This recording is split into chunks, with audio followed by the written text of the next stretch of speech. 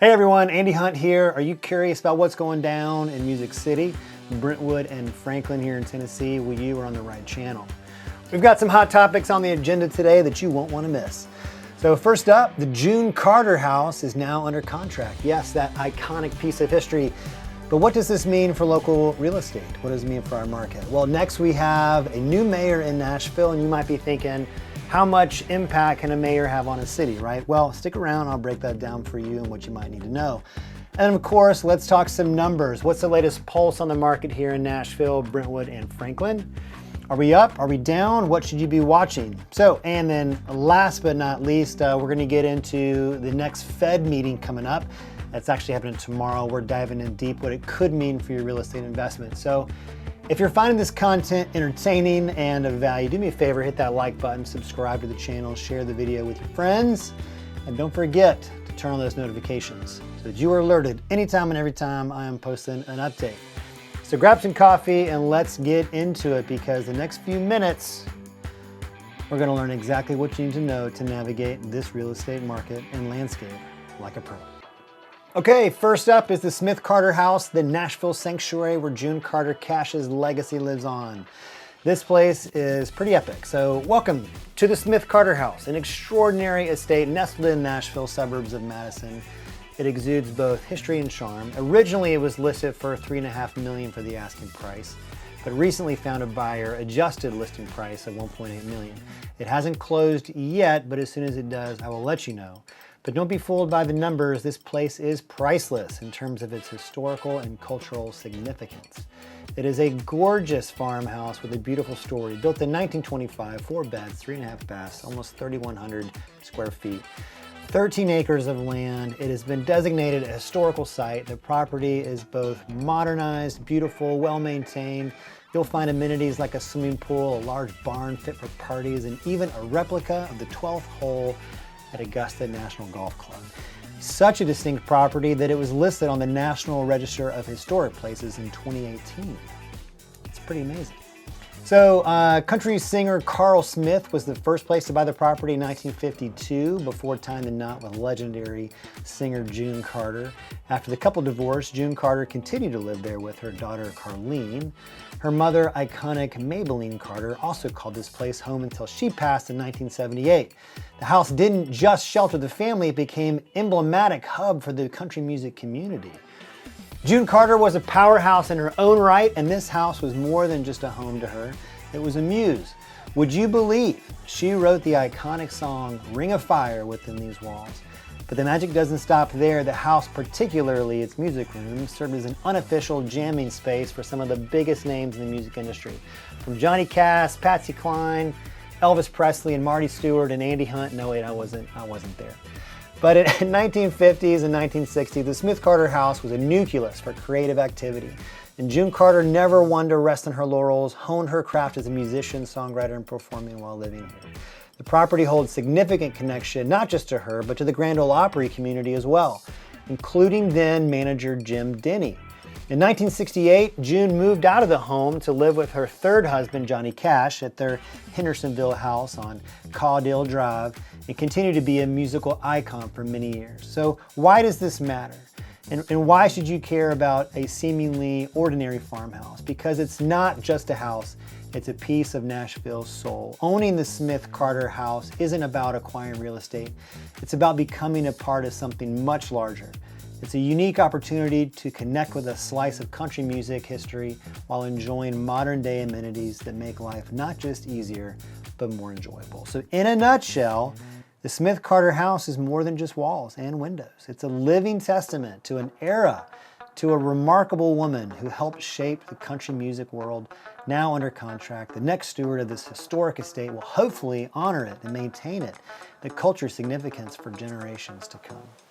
But if you're interested in learning more about properties like the Smith Carter House and how they can be a great investment, just remember one thing: you're not just buying a home, you're buying a piece of history. So why settle for ordinary when you can own the extraordinary? If you got a hankering for the historic, let me know. I'll do a feature on one for you. Happy to show you the historic homes on the market where you can keep a legacy alive. Next up is Mayortown. How can our new mayor, or even our old mayor, how can a mayor affect the housing market? Well, the role of mayor actually extends far beyond the ceremonial duties and routine governance. One of the most palpable ways a mayor can influence a city is by shaping its housing market. And Freddie O'Connell, who has recently been elected as Nashville's new mayor, represents a prime example. Freddie is actually, he graduated from Brown University and has previous experience on the Metro Council as a member, and O'Connell has potential to play a pivotal role in Nashville's real estate landscape. Freddie O'Connell has been explicit about his focus on the quality of life for Nashville residents. He has a slogan, "I want you to stay," and it captures his goal to make the city a welcoming and comfortable place for all. To maintain local pride and manage growth, O'Connell seems likely to take a balanced approach to housing, one that could consider affordability, urban development, and community resources. His Back to Basics platform also emphasizes basic government functions like curbside recycling and mass transit, aspects that indirectly affect housing by making neighborhoods more attractive and sustainable. There are a couple ways that a mayor can impact the housing market. Mayors hold a considerable amount of influence over zoning laws, over land use, planning, rent control measures, and infrastructure development, all which have direct and indirect effects on the housing market. Additionally, mayors can direct public funds towards the construction of new housing units or the rehabilitation of existing ones. A positive policy impact would be inclusionary zoning. One example of a positive policy impact on the housing market is inclusionary zoning.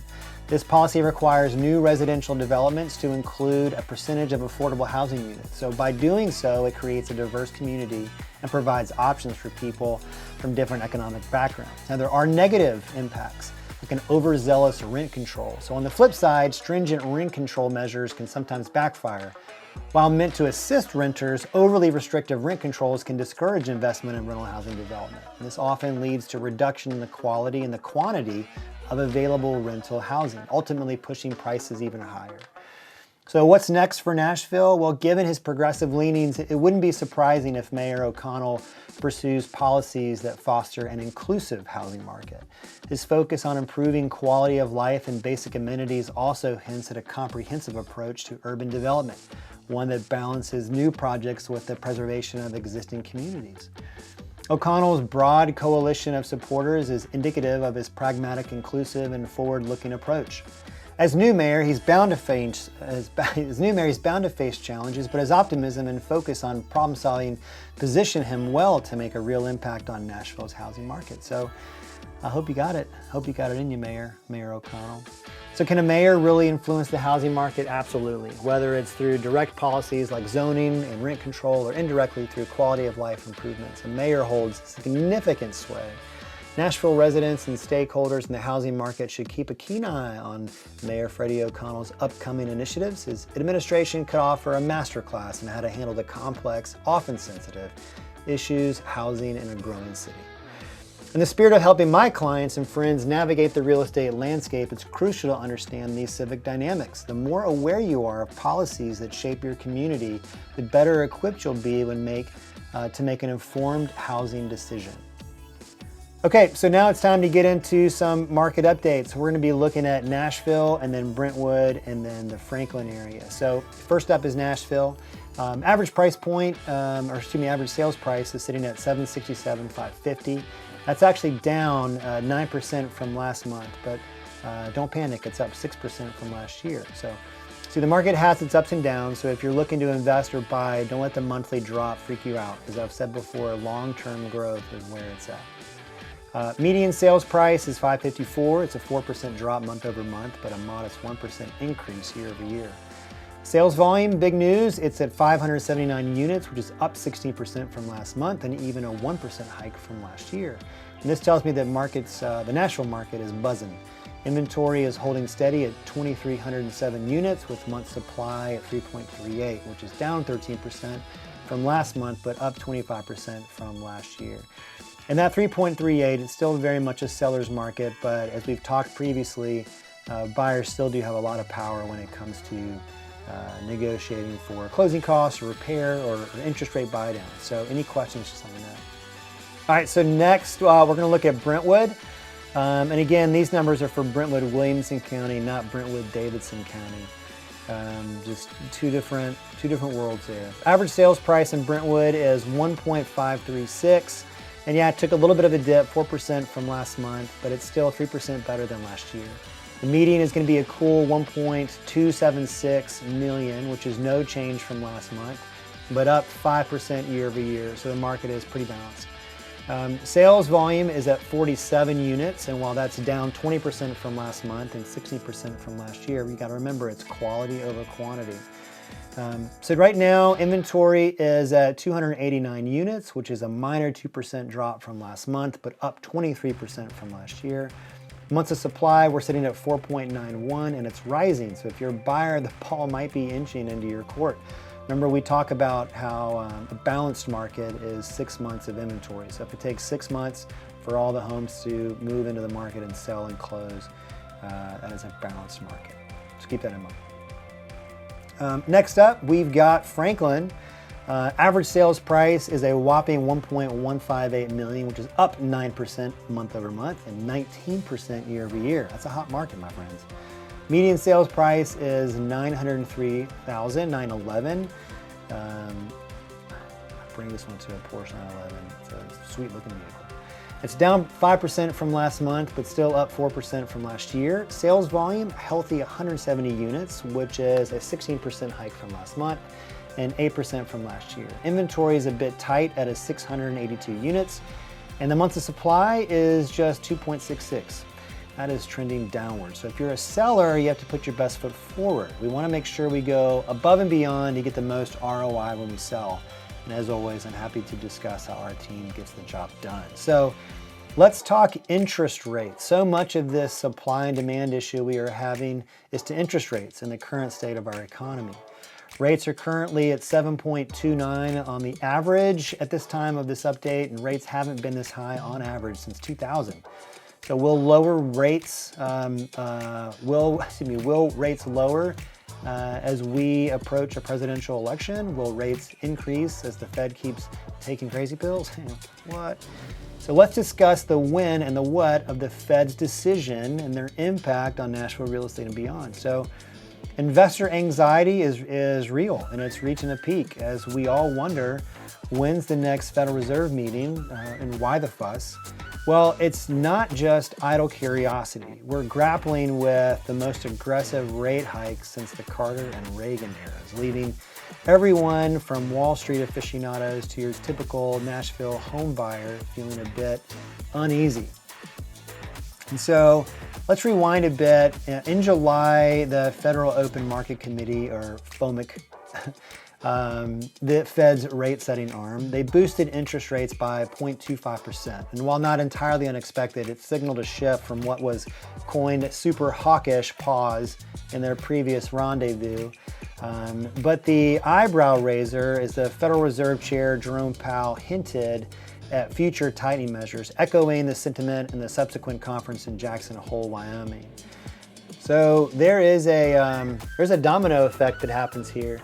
I mean, what happens in Wall Street doesn't stay in Wall Street. Remember, these rate hikes are no friend to potential home buyers or investors eyeing real estate opportunities in Nashville suburbs or Tennessee tourist havens like Pigeon Forge and Gatlinburg. The banking sector felt the tremors with Silicon Valley Bank and Signature Bank facing closures. And let's not even get started on what it did to the stock market, because that wasn't great. Nationally, Consumer Price Index reports for August pointed towards a rise in inflation, mostly due to spiraling gas prices. Core inflation, a more stable indicator, also suggests that we're not out of the woods yet. So a rate cut, maybe. Experts seem to think that it's not likely in the cards. In Nashville, the housing market has been generally resilient, but potential rate hikes can have future implications on mortgage rates and overall affordability in our local market. Remember, we've talked about how rates have been here before, but that's not really the big issue. The really big issue is the affordability index. I mean, the reality is that yes, rates have been here before, but the cost of living is not. We are off the charts in a lot of ways with the affordability index across the U.S. and in Nashville as well. So is there going to be a silver lining in this? Interestingly, the second quarter of this year showed a 2.1% annual growth in GDP, and that's surpassing initial estimates. Although experts remain cautious, this uptick does offer a glimmer of hope for both national and local economies, including Nashville's vibrant real estate scene. So whether you're considering investing in residential properties or Brentwood, or eyeing a lucrative property in Pigeon Forge or Gatlinburg, you've got choices to make. And being data-driven and informed can mean the difference between a smart investment and a costly mistake. But here's the bottom line. In an environment where financial moves feel like high stakes, like a high game of chess, it's critical to make your moves thoughtfully. And as a residential real estate agent, I'm here to guide you through these complex landscapes. The Fed may be uncertain, but your real estate decisions, they don't have to be. Coming up next, the next Fed meeting, you got to mark your calendars because this thing is happening. Actually, I think it's happening tomorrow and the next day. Yep, they're meeting September 19th and 20th. As of now, there's a 97% probability that interest rates remain stable. But as always, it's subject to the winds of the economic data. So the next time someone asks when the next Fed meeting, you'll know it's not just a question, it is a symptom of the times, mirroring the mix of anticipation and caution that we all feel. Whether you're an investor, a home buyer, real estate agent looking to provide value to your clients. So if you have any question about that, just let me know.